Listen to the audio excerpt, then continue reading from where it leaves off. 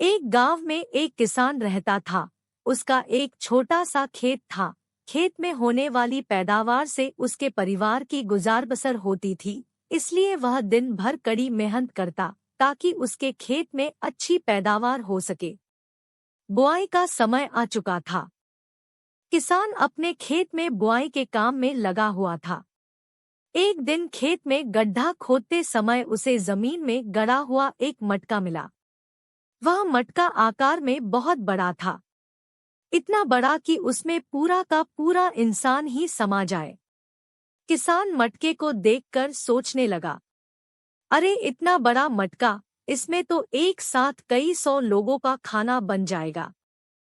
इसे घर ले चलता हूँ, जब किसी अवसर पर घर में मेहमान आएंगे तो यह मटका काम आएगा। उसने मटके को जमीन से निकाला और खेत के किनारे लगे एक पेड़ के नीचे रख दिया। उसके बाद वह फिर से काम में जुट गया। दोपहर में जब खाने का समय हुआ तो अपनी कुदाली जमीन से निकले मटके में डालकर वह पेड़ के नीचे खाना खाने बैठ गया। खाना खाकर जैसे ही वह उठा, उसकी नजर मटके में रखी अपनी कुदाली पर पड़ी।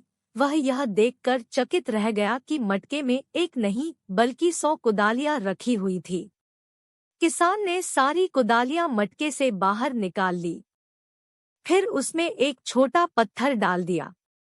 देखते ही देखते उस एक पत्थर के 100 पत्थर हो गए। किसान को समझते देर नहीं लगी कि वह कोई साधारण मटका नहीं बल्कि जादुई मटका है, जो किसी भी वस्तु को 100 गुना कर देता है। किसान जादुई मटका अपने घर ले आया। अब जब भी उसे किसी चीज की आवश्यकता होती तो वह उसे जादुई मटके में डाल देता। मटके से एक के बदले उसे 100 चीजें मिलती। जादुई मटका हर चीज को 100 गुना कर देता था, फिर चाहे वो खाने की चीज हो, कपड़ा हो, सोने के सिक्के हो। किसान को अब किसी चीज की कमी न रही। वह दिन पर दिन धनवान होता गया। किसान की समृद्धि की बात उस राज्य के राजा के पास पहुंची तो उसने इसका भेद जानने के लिए अपने गुप्तचरों को उसके घर भेजा। कई दिन किसान के घर का चक्कर लगाने के बाद एक दिन गुप्तचरों को किसान के जादुई मटके का भेद पता चल गया। उन्होंने यह भेद राजा को जाकर बताया। राजा लालची था। जादुई मटके के बारे में जानकर उसके मन में लालच आ गया। उसने सोचा कि वह मटका किसान के पास नहीं बल्कि मेरे पास होना चाहिए। उसने तुरंत सैनिकों को आदेश देकर जादुई मटका अपने पास मंगवा लिया। जब सैनिक जादुई मटका लेकर राजा के पास पहुंचे तो किसान भी पीछे पीछे वहां आ गया।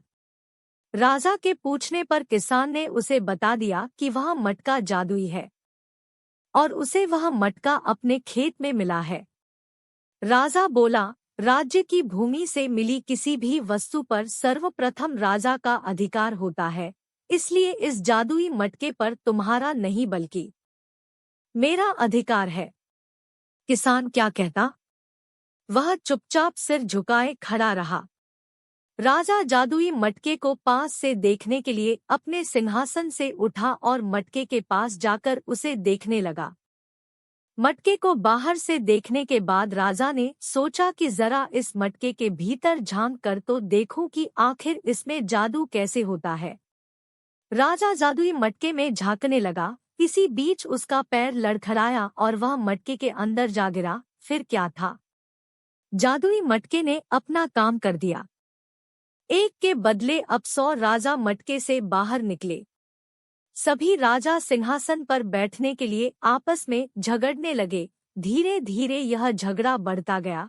सबने अपनी अपनी तलवारें निकाल ली और एक दूसरे पर टूट पड़े। फिर ऐसी मार काट मची कि कोई राजा जीवित न बचा। सब मारे गए। जादुई मटका अभी भी वहीं पड़ा था।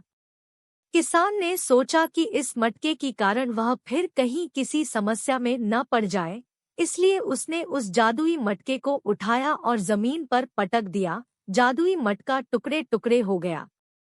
किसान अपने घर आ गया और उसके बाद से पहले जैसा जीवन जीने लगा। लेकिन उसे कभी किसी चीज का लालच नहीं था, इसलिए वह अपने जीवन में हमेशा संतुष्ट रहा। अगर आपको कहानी पसंद आई तो चैनल को सब्सक्राइब करें, लाइक करें, कमेंट करें